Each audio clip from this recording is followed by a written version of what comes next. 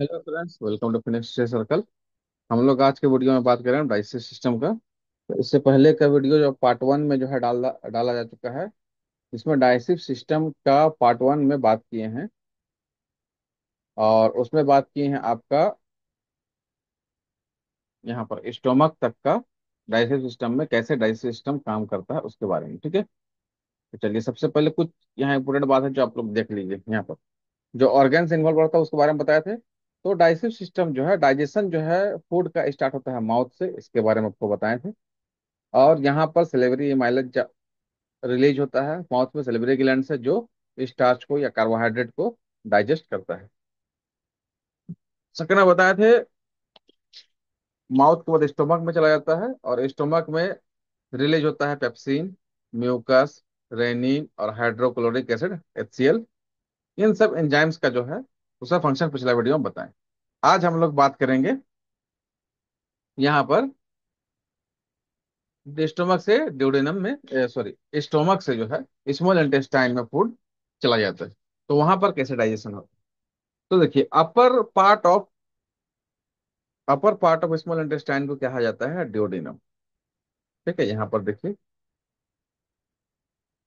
ये स्टोमक है यहाँ तक, और ये अब इंटेस्टाइन यहाँ से शुरू होता है। ये वाला पार्ट जो है ये ड्यूडेनम कहलाएगा, यहाँ से यहाँ तक ये वाला।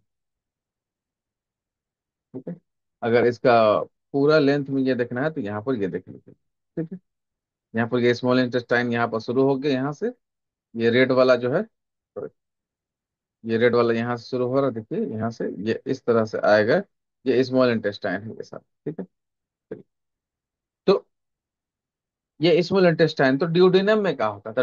ड्यूडेनम में फूड जो है मिक्स होगा बाइल जूस के साथ। और बाइल जूस कहाँ से आता है, वो लिवर से आता है। और पेनक्रियाटिक जूस यहाँ पर आएगा। तो पेनक्रियाटिक जूस कहाँ से आएगा, पेनक्रियाज से आएगा। देखिए यहाँ पर ये पेनक्रियाज येलो कलर का ये जो लगा हुआ है, यहाँ से पेनक्रियाटिक जूस आएगा।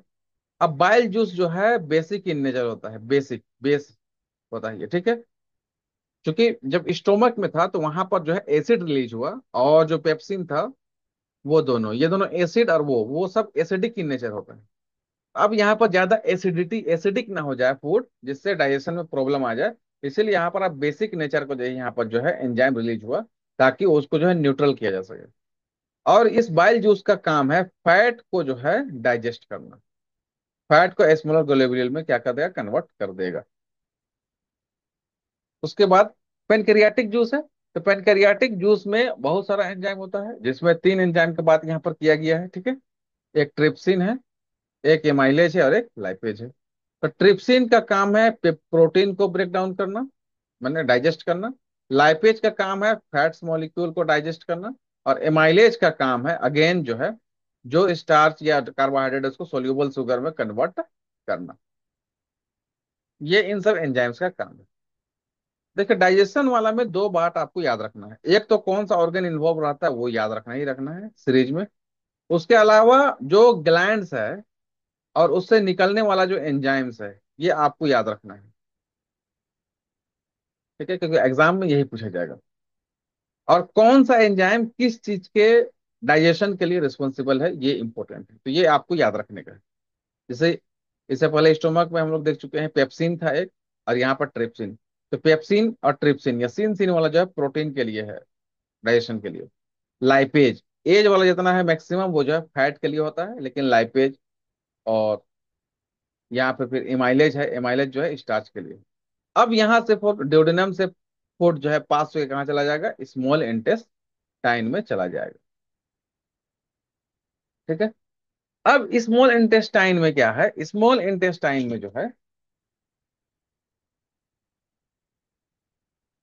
एक बात याद रखना है कि स्मॉल इंटेस्टाइन में जो है एक क्वेश्चन अक्सर पूछता है एग्जाम्स में, MCQ में। यहाँ पर स्मॉल इंटेस्टाइन में जो है ये कंप्लीट डाइजेशन होता है फूड का। क्या होता है, complete digestion of food takes place.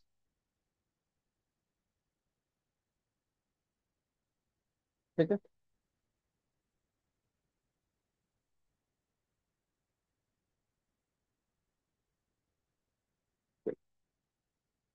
ये हो गया। और डाइजेशन कैसे होगा, तो इससे पहले लगभग जो है ऑलमोस्ट 50% डाइजेशन हो चुका है, अब बाकी का 50% डाइजेशन स्मॉल इंटेस्टाइन में होगा। तो wall of the small intestine से प्रोड्यूस होगा इंटेस्टाइनल जूस। इंटेस्टाइनल जूस में डिफरेंट टाइप्स का एंजाइम जो है यहाँ पर होता है, जिसमें सबसे 5 तरह का है, 1, 2, 3, 4, 5। ये जो 5 एंजाइम्स का नाम आपको याद रखना है। पहला जो है वो है इरेप्सिन। इरेप्सिन जो है इंपॉर्टेंट है प्रोटीन के डाइजेशन के लिए, जो प्रोटीन को क्या करेगा, एमिनो एसिड में चेंज कर देगा। सेकंड है माल्टोज। माल्टोज जो है माल्टेज, सॉरी ये माल्टेज होना चाहिए, I am sorry, it must be maltase. Okay, चलिए। तो माल्टेज होना चाहिए, और माल्टेज जो है वो माल्टोज को माल्टेज ग्लूकोज में चेंज करता है। तो माल्टोज एक तरह का क्या है, कार्बोहाइड्रेट है, ये ग्लूकोज में इसको चेंज करता है। इसी तरह से सुक्रेज है, सुक्रेज एंजाइम, ये सुक्रोज को जो है ग्लूकोज और फ्रक्टोज में चेंज करता है। तो सुक्रोज कहाँ पाया जाता है, बेसिकली फ्रूट्स में पाया जाता है। ठीक है, चलिए नेक्स्ट। लैक्टेज है, तो लैक्टेज जो है लैक्टोज को ग्लूकोज और गैलेक्टोज में चेंज करता है। तो लैक्टोज कहाँ पाया जाता है, तो लैक्टोज बेसिकली मिल्क में पाया जाता है। ठीक है, चलिए। और लाइपेज जो है, फिर अगेन लाइपेज जो है ये फैट्स को जो है फैटी एसिड में चेंज कर देगा। ठीक है, तो इरिप्सिन प्रोटीन के लिए इंपॉर्टेंट है। बाकी माल्टेज, सुक्रेज, लैक्टेज ये कार्बोहाइड्रेट के लिए है। तो माल्टेज जो है वो माल्टोज को कन्वर्ट करेगा ग्लूकोज में, सुक्रेज सुक्रोज को कन्वर्ट करेगा ग्लूकोज में, और लैक्टेज जो है लैक्टोज को ग्लूकोज में कन्वर्ट करेगा, ये आप याद रखो। और लाइपेज जो है फैट को जो है किसमें करेगा, फैटी एसिड और ग्लिसरीन में कन्वर्ट करेगा। ठीक है, तो यहाँ पर एक बात आपको ध्यान देना है। ठीक है, और वो ये है कि फाइनली जो है, फाइनली प्रोटीन जो है, प्रोटीन वो एमिनो एसिड में चेंज हो जाएगा, एमिनो एसिड में। और कार्बोहाइड्रेट जो है, जो भी कार्बोहाइड्रेट है वो ग्लूकोज, या इसको शुगर भी कहते हैं, सिंपल फॉर्म में शुगर, शुगर में चेंज हो जाएगा। ठीक है, और फैट जो है वो किस में चेंज हो जाएगा, फैटी एसिड में चेंज हो जाएगा। क्लियर है, चलिए।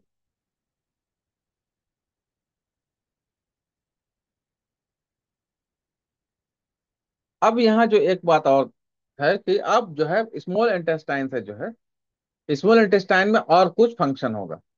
तो क्या फंक्शन होगा, तो एक फंक्शन याद रखना है कि स्मॉल इंटेस्टाइन में जो है एक फिंगर लाइक स्ट्रक्चर पाया जाता है, जिसको विलाई कहते हैं। ठीक है, और इसमें ब्लड वेसल्स बहुत जो है ज्यादा इसमें क्या होता है, सर्कुलेट किया हुआ रहता है। तो विलाई का काम क्या है, विलाई जो है वो सबसे पहले सरफेस एरिया को बढ़ाता है, और ये फूड जो डाइजेस्ट हुआ है उस डाइजेस्टेड फूड से न्यूट्रिएंट्स को क्या करता है, एब्जॉर्ब करता है। ठीक है, the function of the villi is to absorb the nutrients from the digested food, and for the absorption of nutrients it increases the surface area of the